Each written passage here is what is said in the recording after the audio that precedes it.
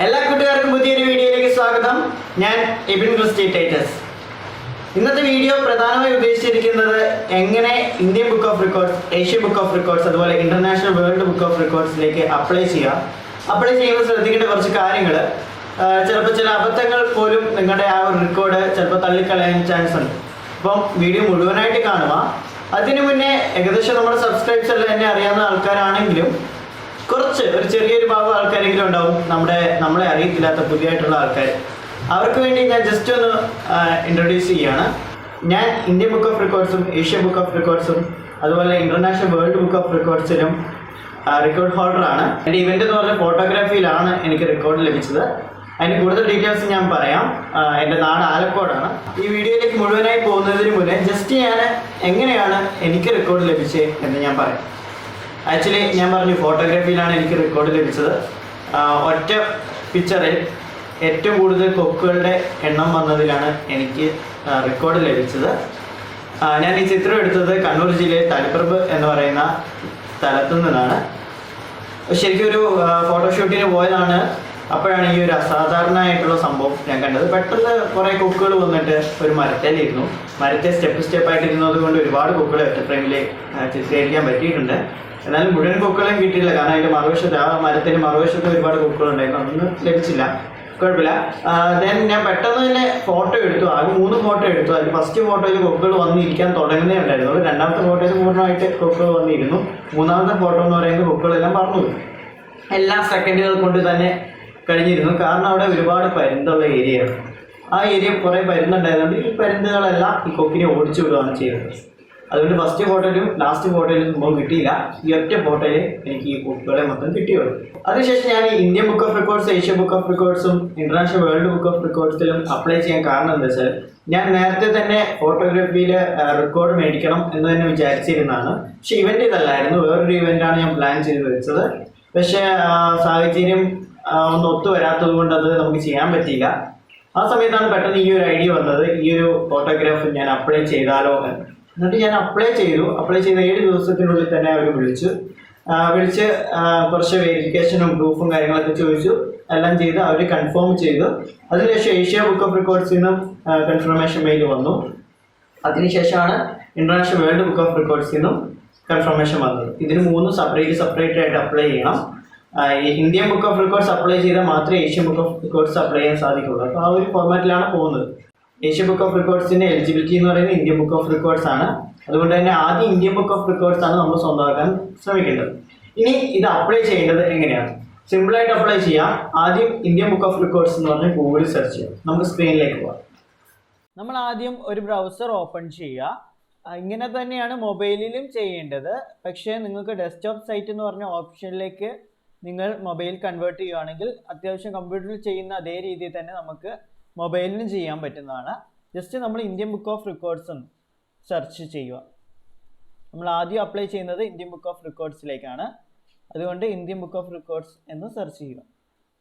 Search ചെയ്യുമ്പോൾ നമുക്ക് ഇങ്ങനെ ഒരു ഇൻ്റർഫറൻസ് ആണ് വരുന്നത്. ഇവിടെ താഴോട്ടൊക്കെ നോക്കി ഒരുപാട് പേരുടെ ആർട്ടിക്കിൾസ് ഒക്കെ കാണാം. പക്ഷെ അതൊന്നും വേണ്ട. നമ്മൾ just Indian book of records എന്ന് പറഞ്ഞാൽ ആദ്യത്തെ വെബ്സൈറ്റ് എടുക്കാവുന്നതാണ്.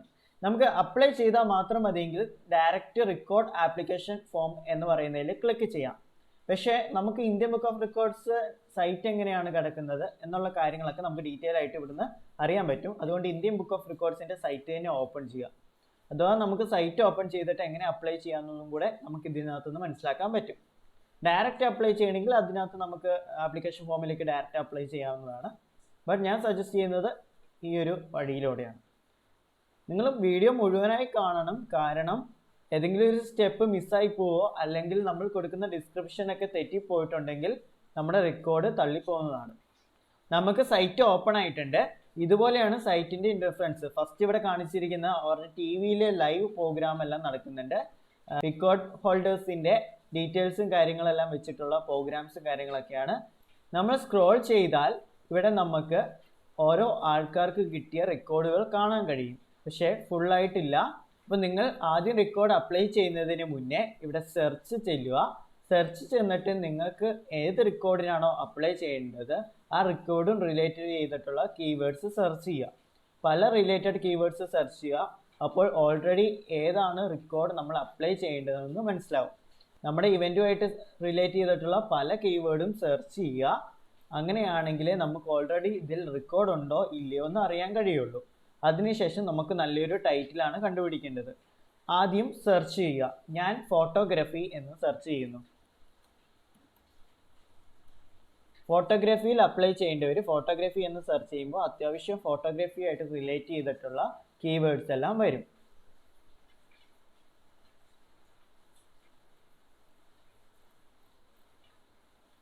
ഇവിടെ 1, 2, 3, 4, 5, 6, 7, 8, 9 ഇവൻറ്റ്സ് കിടപ്പുണ്ട്. 10 ഇവൻറ്റ്സ് കിടപ്പുണ്ട്. പേജ് 2ലും ഇവൻ്റ് ഉണ്ട്. പേജ് 2ലേക്ക് സെർച്ച് ചെയ്താൽ ബാക്കി ഇവൻറ്റ്സുകളെല്ലാം കാണാൻ കഴിയും. പേജ് 2ൽ ഒരു ഇവൻറ്റ് മാത്രമേ കിടക്കുന്നുള്ളൂ. അപ്പോൾ നമുക്ക് ഏതാണോ ഇവൻറ്റ് വേണ്ടത് ആ ഇവൻറ്റ് സെലക്ട് ചെയ്യാം. അല്ലെങ്കിൽ നമ്മുടെ ഇവൻറ്റ് ഇല്ലെങ്കിൽ നമുക്ക് പുതുതായിട്ട് ഇവൻറ്റ് ക്രിയേറ്റ് ചെയ്യാം. ഓക്കെ, നമുക്കിനി വേറെയും വേണമെങ്കിൽ ഫോട്ടോഗ്രാഫി ക്യാൻസൽ ചെയ്തിട്ട് ഫോട്ടോഗ്രാഫി റിലേറ്റ് ചെയ്ത് കിടക്കുന്ന വേറൊരു ഇവൻ്റാണ്, ഒരു കീവേഡാണ് ഫോട്ടോഗ്രാഫ് സെർച്ച് ചെയ്തു. ഇവിടെ നമുക്ക് എൻ്റെ റെക്കോർഡ് ഇവിടെ കാണാൻ കഴിയും. എൻ്റെ ഫോട്ടോഗ്രാഫി എന്ന് സെർച്ച് ചെയ്തപ്പോൾ കിട്ടിയിട്ടില്ല, എൻ്റെ ഫോട്ടോഗ്രാഫ് എന്ന് സെർച്ച് ചെയ്തപ്പോഴാണ് കിട്ടിയത്. അതിൻ്റെ കാരണം മാക്സിമം വൈറ്റ് ഫോട്ടോഗ്രാഫ് എന്ന് പറയുന്ന ഒരു കീവേഡാണ് ഇവിടെ വന്നിരിക്കുന്നത്, ഫോട്ടോഗ്രാഫ്ഡ്. സോ ഫോട്ടോഗ്രാഫ്, അപ്പം നമ്മൾ മാറി മാറി കീവേഡ്സ് സെർച്ച് ചെയ്യണം. അപ്പോൾ അവിടെ വേറെയും ഒരുപാട് റെക്കോർഡ്സ് ഇവിടെ കാണാൻ കഴിയും. ഓക്കെ, ഇനി ഈ റെക്കോർഡ്സിൽ നമ്മുടെ റെക്കോർഡ്സ് സിമിലർ ആയിട്ട് ഏതെങ്കിലും റെക്കോർഡ് കണ്ടെങ്കിൽ ആ റെക്കോർഡ് ക്ലിക്ക് ചെയ്യുക. അപ്പോൾ ആ റെക്കോർഡിൻ്റെ ഫുൾ ഡീറ്റെയിൽസ് നമുക്കിവിടെ കാണാൻ കഴിയും. ഓക്കെ, അപ്പോൾ ഇവിടെ നമുക്ക് ശ്രദ്ധിക്കാം എങ്ങനെയാണ് ഇതിൻ്റെ ടൈറ്റിൽ കൊടുക്കുക. ഞാനിവിടെ ക്രിയേറ്റ് ചെയ്തിരിക്കുന്ന ടൈറ്റിൽ എന്ന് പറയുന്നത് മാക്സിമം വൈഡ് റേഞ്ച് ഫോട്ടോഗ്രാഫിൻ്റെ സിംഗിൾ പിക്ചർ. ഞാൻ എടുത്തത് ഒറ്റ പിക്ചറിൽ തന്നെ ഏറ്റവും കൂടുതൽ വെള്ളക്കൊക്കുകളുടെ ചിത്രമാണ്. അതുകൊണ്ട് തന്നെ ഇങ്ങനെ ഒരു ടൈറ്റിലാണ് അവിടെ വരിക. അപ്പോൾ നിങ്ങളെടുത്ത് ഏത് ഇവൻ്റ് ആണോ അതുമായിട്ട് റിലേറ്റ് ചെയ്തിട്ട് ടൈറ്റിൽ കൊടുക്കുക. മാക്സിമം, ടോളസ്റ്റ്, മിനിമം, സ്മോൾ അങ്ങനെയുള്ള ടൈറ്റിലുകൾ യൂസ് ചെയ്യാവുന്നതാണ്. അതിനുശേഷം നമ്മുടെ ഡിസ്ക്രിപ്ഷനിൽ കൊടുക്കാൻ പറ്റുന്ന കുറച്ച് കാര്യങ്ങളും ഇവിടെ തന്നിട്ടുണ്ട്, പക്ഷേ ഇത് റീറൈറ്റ് ചെയ്തിട്ടുണ്ട്. അതിനുശേഷം നമുക്ക് ഡിസ്ക്രിപ്ഷനിൽ കൊടുക്കാൻ പറ്റും I photographed the maximum number of white lines in a single picture. അതിനുശേഷം നമുക്ക് കൊടുക്കാൻ പറ്റുന്നത് I photographed 93 white lines in a single picture. അത്ര 2 വേർഡ്സ് യൂസ് ചെയ്യുക, അത്ര 2 സെൻറ്റൻസ് യൂസ് ചെയ്യുക. അതുപോലെ തന്നെ താഴെ എന്നാണ് നമ്മൾ ആ ചിത്രം എടുത്തത് അതിൻ്റെ സകല ഡീറ്റെയിൽസും കൂടെ കൊടുക്കുക. ഇനി നമ്മൾ ഡ്രോയിങ് പോലത്തുള്ള ഇവൻറ്റുകളൊക്കെ ആണെങ്കിൽ നമുക്ക് നേരത്തെ എടുത്തു വെച്ചത് ചെയ്യാൻ കഴിയില്ല. ഓരോ ഇവൻറ്റിനും ഓരോ മോഡലിലാണ്. നമ്മൾ അപ്ലൈ ചെയ്യുന്ന ആ ഒരു ഡിസ്ക്രിപ്ഷൻ നോക്കിയിട്ടാണ് അവർ പറയുക. ഡ്രോയിങ് ഒക്കെ ആണെങ്കിൽ ചിലപ്പോൾ നമ്മളോട് ഇനിയും ചെയ്തിട്ട് അതിൻ്റെ റെക്കോർഡഡ് വീഡിയോ പ്രൂഫായിട്ടൊക്കെ അപ്ലോഡ് ചെയ്യാൻ പറയാറുണ്ട്. അതുകൊണ്ട് നിങ്ങൾ ശ്രദ്ധിക്കുക, നിങ്ങൾ ഫസ്റ്റ് അപ്ലൈ ചെയ്യുക. അപ്ലൈ ചെയ്ത് കഴിഞ്ഞിട്ട് അവർ നമുക്ക് റിട്ടേൺ മെയിൽ അയക്കും. ആ മെയിൽ അയച്ചതിന് ശേഷം മാത്രം നമ്മൾ വർക്ക് ചെയ്യുക. നിങ്ങൾ ടൈറ്റിൽ കൊടുക്കേണ്ടത് എങ്ങനെയാണെന്ന് മനസ്സിലായി എന്ന് വിചാരിക്കുന്നു. എന്തെങ്കിലും സംശയങ്ങളോ കാര്യങ്ങളോ ഉണ്ടെങ്കിൽ ഈ യൂട്യൂബ് വീഡിയോയുടെ അടിയിലായി കമൻറ്റ് ചെയ്യാവുന്നതാണ്. അതോടൊപ്പം താഴെ ഡിസ്ക്രിപ്ഷനിൽ ഒരു വാട്സപ്പ് നമ്പറും കൊടുത്തിട്ടുണ്ട്. അതിൽ വാട്സപ്പ് ചെയ്താലും സംശയങ്ങൾ പരിഹരിക്കുന്നതായിരിക്കും. ഓക്കെ, ഇനി നിങ്ങൾക്ക് ഇവിടെ ടോപ്പ് കാറ്റഗറീസ് എന്ന് പറയുന്ന ഓപ്ഷനിൽ കാറ്റഗറി ബേസിൽ നമുക്ക് സെർച്ച് ചെയ്യാൻ പറ്റും. Human story, culture and creativity, young achievers, collection of records, like that നമുക്ക് ഒരുപാട് കാറ്റഗറീസ് അവിടെ കാണാൻ കഴിയും.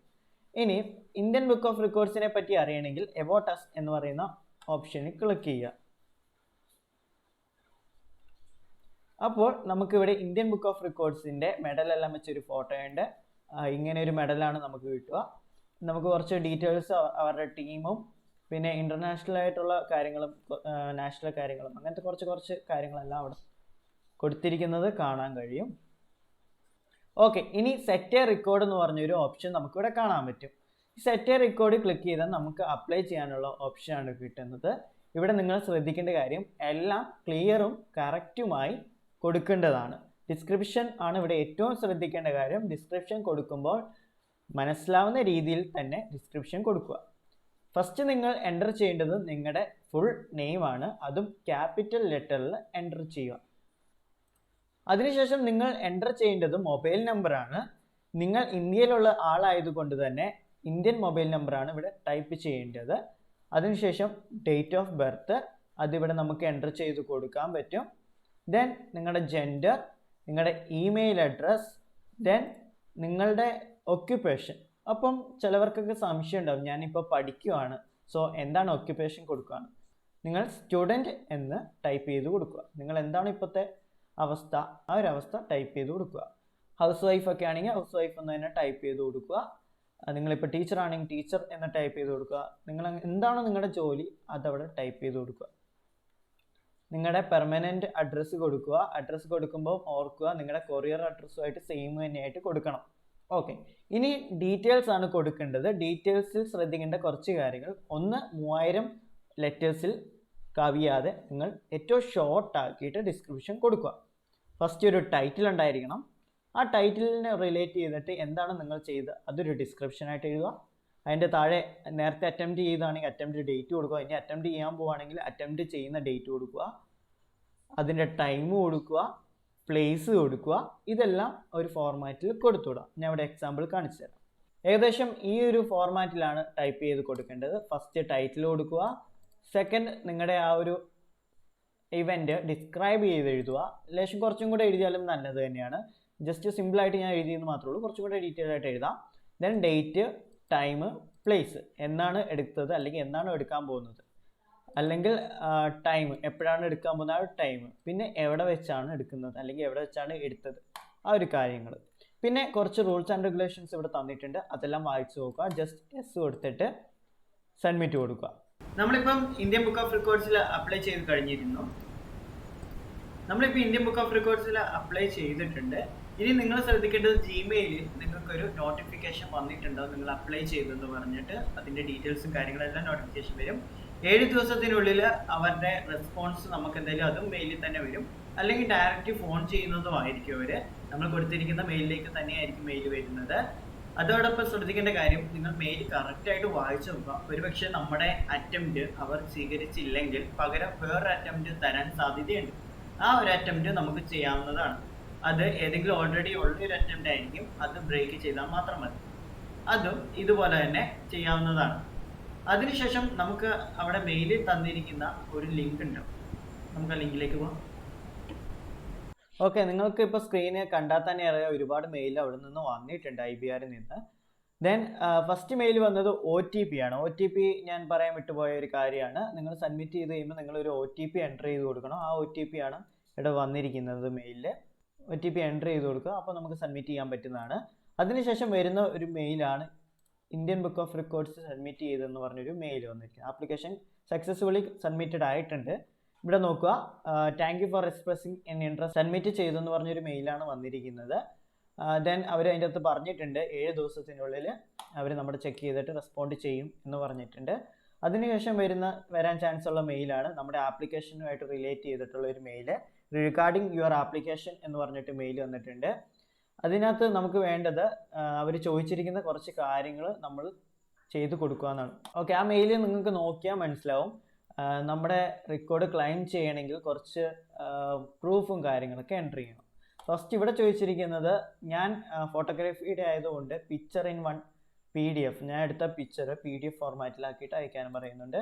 അതിനുശേഷം എൻ്റെ മാക്സിമം നമ്പർ ആയതുകൊണ്ട് ആ നമ്പർ കൗണ്ട് ചെയ്യുന്നതിൻ്റെ ഒരു പ്രൂഫ് ചോദിച്ചിട്ടുണ്ട്. പിന്നെ എൻ്റെ ഐഡൻറ്റിറ്റി പ്രൂഫാണ് ചോദിച്ചത്. ഞാൻ പ്രൂഫായിട്ട് ഡ്രൈവിംഗ് ലൈസൻസ് വെച്ചിട്ടുണ്ടായിരുന്നു. അത് അപ്ലോഡ് ചെയ്യാനുള്ള ലിങ്കും ഈ ഒരു മെയിലിൻ്റെ കൂട്ടത്തിൽ വെച്ചിട്ടുണ്ട്. ആ ഒരു ലിങ്ക് ഓപ്പൺ ചെയ്താൽ നമുക്ക് അപ്ലോഡ് ചെയ്യാനുള്ള ഓപ്ഷനാണ് വരുന്നത്. ഇതുപോലെയാണ് വരുന്നത്. ഇവിടെ നമ്മുടെ ആപ്ലിക്കേഷൻ IDയും മെയിൽ IDയും തന്നെ വരും. ബ്രൗസ് എന്ന് പറയുന്നതിൽ ഞെക്കിയാൽ നമുക്ക് നമ്മുടെ ഗാലറിയിൽ നിന്ന് ഫോട്ടോസ്, ഇമേജസ്, വീഡിയോസ് എല്ലാം ഇൻക്ലൂഡ് ചെയ്യാൻ പറ്റുന്നതാണ്. അല്ലെങ്കിൽ ജസ്റ്റ് ഡ്രോപ്പ് ചെയ്തിടുക. എന്നിട്ട് ഡ്രോപ്പ് ചെയ്തിട്ട് കംപ്ലീറ്റ് ആയാൽ ഓൾറെഡി അവിടെ സബ്മിറ്റ് ആവും.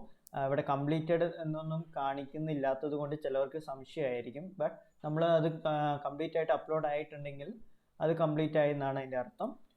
ദെൻ നിങ്ങൾ ശ്രദ്ധിക്കേണ്ട കാര്യം, നിങ്ങളിവിടെ അപ്ലോഡ് ചെയ്തിട്ടുണ്ട് എന്ന് പറഞ്ഞിട്ട് അവർക്ക് തിരിച്ച് മെയിൽ അയക്കുക. അതിനുശേഷം അവർ റെസ്പോണ്ട് ചെയ്തും കിട്ടിയെന്ന് പറഞ്ഞ് റെസ്പോണ്ട് ചെയ്യും, അല്ലെങ്കിൽ ഫോണിൽ കോൺടാക്റ്റ് ചെയ്യുന്നതാണ്. അതിനുശേഷം റെക്കോർഡ് കൺഫർമേഷൻ മെയിൽ വരും. ഇതാണ് നമ്മുടെ റെക്കോർഡ് കൺഫർമേഷൻ മെയിൽ.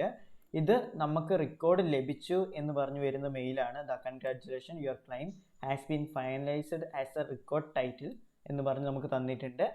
ഇതിൻ്റെ അർത്ഥം നമുക്ക് ഏകദേശം റെക്കോർഡ് ആയിട്ടുണ്ട്. അതിനുശേഷം നമ്മൾ ചെയ്യേണ്ട കാര്യം എന്ന് പറയുന്നത് നമ്മൾ IBR സർട്ടിഫിക്കറ്റിന് ചെറിയൊരു പേയ്മെൻറ്റ് അടയ്ക്കേണ്ടി വരും. ഇവിടെ എനിക്ക് വന്നിരിക്കുന്ന പേയ്മെൻറ്റ് 7080 രൂപയാണ്. ആ ഒരു പേയ്മെൻറ്റ് അടയ്ക്കുമ്പോൾ നമുക്ക് ലഭിക്കുന്ന വസ്തുക്കളുടെ ഡീറ്റെയിൽസ് ആണ് ഇവിടെ തന്നിരിക്കുന്നത്. ഇതെല്ലാം എനിക്ക് ലഭിച്ചതാണ്. ഒരു നല്ലൊരു ബോക്സിനകത്ത് കവർ ചെയ്തിട്ടായിരിക്കും നമ്മുടെ സർട്ടിഫിക്കറ്റ് എല്ലാം വരുന്നത്. ഒരു IBRൻ്റെ യൂണിക് പെന്നുണ്ട്, ഒരു ഐഡൻറ്റിറ്റി കാർഡ് കിട്ടുന്നുണ്ട്, പിന്നെ ഇന്ത്യൻ ബുക്ക് ഓഫ് റെക്കോർഡ്സിൻ്റെ ഏറ്റവും അവസാനമായിട്ട് പ്രിൻ്റ് അടിച്ച ഒരു ബുക്കും നമുക്ക് അതിൻ്റെ ഒപ്പം കിട്ടുന്നുണ്ട്.